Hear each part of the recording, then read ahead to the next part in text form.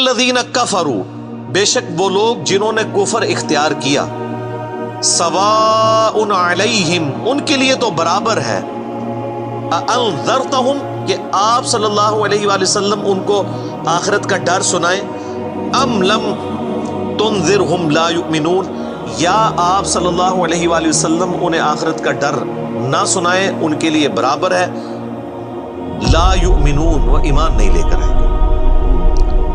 اچھا، اس کا یہ مطلب نہیں ہے کہ جو کافر ہے اس کو آپ نے تبلیغ نہیں کرنی ہے۔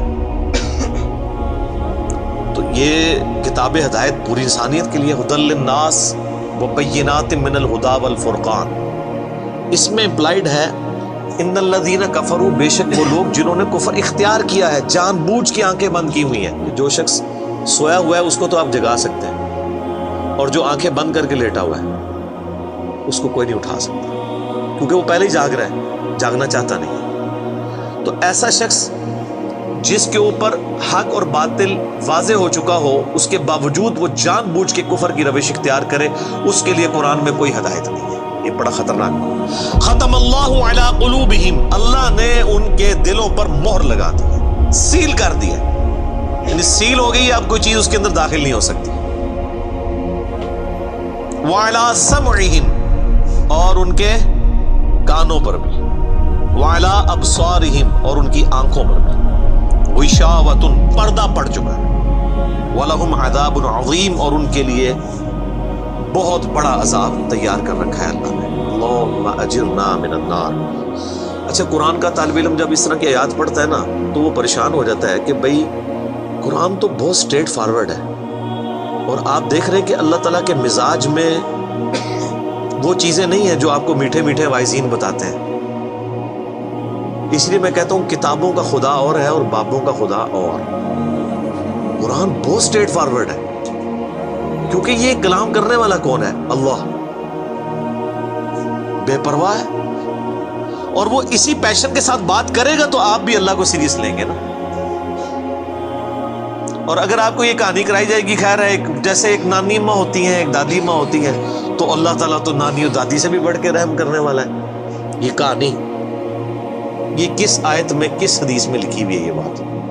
پورے قرآن میں ایک آیت بھی ایسی نہیں ہے کہ جو اللہ کا باغی ہو، رجوع نہ لانے والا ہو، اللہ کہتا ہوں میں اس کو معاف کرنے والا ہوں۔ ہمیشہ یہ ہے کہ جو توبہ کر لے، اپنی اصلاح کر لے، رجوع لے آئے۔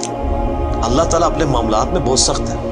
اچھا، اس کی وجہ سے بعض لوگوں کے دماغ میں یہ بھی آ جاتا ہے کہ یار اللہ تعالیٰ دیکھو مور لگا دیتا ہے، نعوذ باللہ اللہ تعالیٰ کی اپروچ بڑی کوئی فنیٹک والی ہے، نعوذ باللہ۔ ایسا نہیں ہے، یہ ان لوگوں کے لیے جو جان بوجھ کے حق سے اناد کرتے ہیں، تو پھر اللہ تعالیٰ کہ غضب کا کوڑا ان پہ پڑتا ہے کہ یار ان کو بات سمجھ بھی آ گئی تھی، اس کے باوجود انہوں نے یہ کیا ہے، اب میں ان کو نہیں چھوڑوں گا، اب ان کے اندر ہدایت داخل بھی نہیں ہو سکے گی۔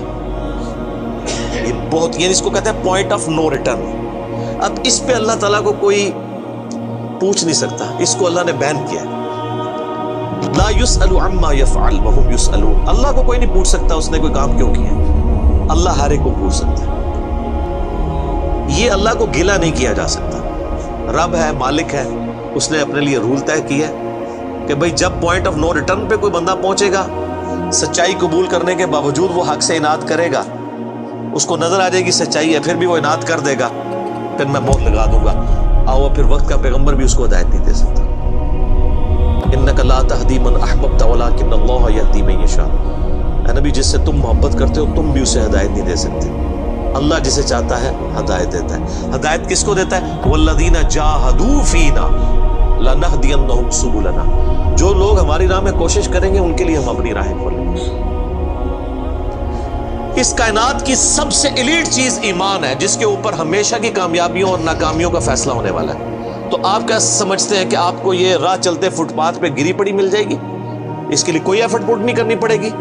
اور دنیا میں جس چیز کی منفعت چند سالوں کے لیے ہو وہ بھی اتنی ایفرٹ پٹ کرنے کے بعد ملتی ہے، اور جس سے ہمیشہ کی کامیابیاں آپ کا مقدر ہونے والی ہیں، آپ سمجھتے ہیں کہ وہ آپ کو چنگیزی لگ جائے گی، مفت میں مل جائے گی؟ نہیں، ناٹ ایٹ آل۔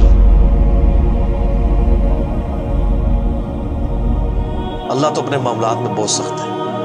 یہ کتاب انذار ہے، تبشیر اور بشارت ان کے لیے جو بات مانتے ہیں، جو نہیں مانتے ہیں ان کے لیے عذاب کا کوڑا ہے یہ کتاب۔ انسان کو اس نے اپنے لیے پیدا کیا ہے، پوری کائنات انسان کے لیے اور انسان کو اپنے لیے۔ وما خلقت الجن والانس الا لیعبدون۔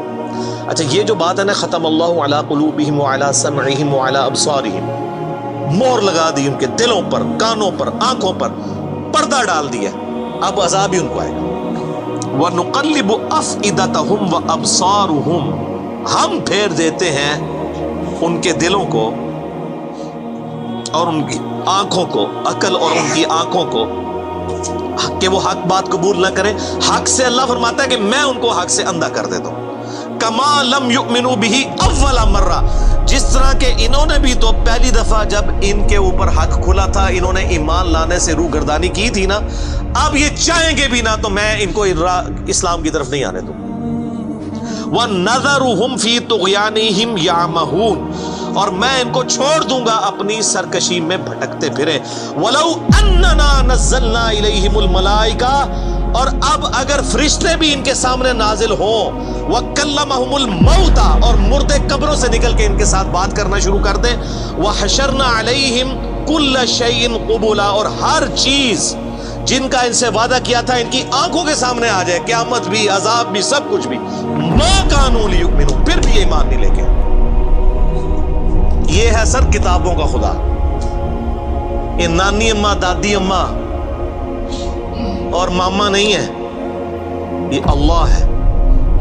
کتنی سختی ہے کہ فرشتے بھی، اب مجھے بتائیں کسی سے مردہ نکل کے قبر سے کہے کہ میری تو پھینٹی لگ گئی ہے، آپ کو تو پوری زندگی نیند نہیں آنی ہے، لیکن اللہ فرما رہا ہے پھر بھی ایمان نہیں لے کے آئیں گے، کر لو جو کرنا، یہ اللہ کہہ رہا ہے۔ آمین۔ الا ان یشاء اللہ، ہاں اگر اللہ ہی چاہے زبردستی کسی کو اس طریقے سے ہدایت دے تو وہ الگ بات ہے۔ ولیکن اکثرہم یجہلون، لیکن اکثر لوگ جہالت کا شکار ہیں، وہ اپنی وشفل تھنکنگز کے اندر، امانیہم جنہیں کہا گیا ہے، وہ ان میں پھر رہے ہیں، پھرتے رہے۔ اللہ تعالیٰ اپنے معاملات میں بہت سخت ہے میرے بھائیوں، اللہ کو سیریس لینے کی ضرورت ہے۔ ظاہر ہے اس کائنات کی ایک ہی حقیقت ہے، وہ اللہ ہے، اگر اس کو کوئی سیریس نہیں لیتا تو اللہ تعالیٰ کے لیے کیا ہے؟ او جی گاڈ از آل لونگ، یہ کرسچنز نے بھی ایک دھوکہ دیا ہے نا، گاڈ از آل لونگ، تو میں نے ان کو بھی پھکی دی تھی کہ اگر گاڈ از آل لونگ ہے اور وہ آل لونگ کا کنسیپٹ پھر صوفیاء کے ہاں ادھر مسلمانوں میں بھی داخل ہوا، وہ جی اللہ کو ہماری نمازیں چاہیے، وہ سر اللہ نے کب کہا مجھے تمہاری نمازیں چاہیے؟ اللہ کہتا ہے تمہیں تمہارے لیے نمازیں چاہیے، اللہ کے لیے نہیں، اپنے لیے۔ گاڈ از آل لونگ، او آل لونگ اس کے لیے ہے جو اس کا بندہ بن جائے گا، باغی کے لیے نہیں۔ ہاں جو اس کا ہو جائے نا اس کے لیے معاملہ الگ ہے۔ وہ صحیح بخاری میں حدیث ہے کہ جس نے میرے ولی کے ساتھ دشمنی کی میرا اعلان جنگ ہے اس کے خلاف۔ قل ان صلاتي ونسكي ومحياي ومماتي للہ رب العالمین، اے نبی تم فرما دو بے شک میری نماز، میری قربانی، میرا جینا، میرا مرنا سب اللہ کے لیے۔ اوڑھنا بچھونا اللہ بن جاتا ہے۔ اس حدیث کے آگے الفاظ ہیں، اللہ تعالیٰ فرماتا ہے مجھے کبھی کسی معاملے میں ہچکچاہٹ نہیں ہوتی سوائے ایک معاملے کے کہ جب مجھے اپنے کسی مومن بندے کو موت دینی پڑتی ہے۔ اللہ کہتا ہے میں بھی اس پہ ریلیکٹڈ ہوتا ہوں، کیوں؟ میرا بندہ موت کو ناپسند کرتا ہے۔ ظاہر ہے موت تو کسی کو بھی پسند نہیں ہے، انسان زندہ رہنا چاہتا ہے، اور یہ اللہ نے انسان کی کوالٹی رکھی ہے کہ اسے زندہ رہنے کی خواہش ہے۔ اسی لیے اولیاء اللہ بھی جب خطاب کر رہے ہو نا وہاں پہ اسپیکر پھٹ جائے تو وہ بھی یوں کر جاتے ہیں، لا خوف علیہم ولا هم یحزنون۔ کیوں کرتے ہیں؟ یہ نیچرل اللہ نے رکھا ہوا ہے۔ کسی اولیاء اللہ کو کہنا یہ سامنے یہ بٹ صاحب کے پاس جو بندوق بڑی خطرناک سی انہوں نے تانی بھی ہے، کسی اولیاء اللہ کو کہنا پڑھ لے کلمہ میں چلان لگاؤں، تو آپ دیکھ لیں اس کی کیا حالت ہوگی۔ یہ اللہ نے نیچرل رکھا ہوا ہے۔ موت تو اللہ فرماتا ہے کہ میں بھی ریلیکٹڈ ہوتا ہوں، وہ اپنی موت کو ناپسند کر رہا ہوتا ہے اور میں اسے موت دے کے اپنے پاس لانا چاہتا ہوں۔ یہ بہت سینسٹیو ایشو ہے۔ اللہ تعالیٰ کے بارے میں آپ اپنے دماغ کھول لیں، یہ آپ وہ کتاب کھول رہے ہیں جو بابوں کی لکھی ہوئی نہیں ہے کتاب، یہ اللہ کی نازل کردہ کتاب ہے، اس کو اسی طریقے سے سمجھنا ہے۔ شروع میں ہی آپ کا کانٹا نکل جائے گا تو آپ کو آگے قرآن سمجھنا آسان ہوگا۔ اللہ کے مزاج کو سمجھنا ہے آپ نے، اور یہ دماغ میں بات طے کر لینی ہے کہ بابوں کا خدا اور ہے اور کتابوں کا خدا اور. یہ آپ جو پڑھ رہے ہیں نا، یہ وہ خدا ہے جس کا تعارف محمد رسول اللہ صلی اللہ علیہ وآلہ وسلم نے آپ کو کروایا. یہ وہ خدا ہے جس کا تعارف پیغمبروں نے کروایا ہے، اور پیغمبروں نے ان کتابوں کے ذریعے کروایا جو اللہ نے ان پہ نازل کی تھی. یہ مولانا روم کے مثنوی شریف والا خدا نہیں ہے، یہ قرآن شریف والا خدا ہے.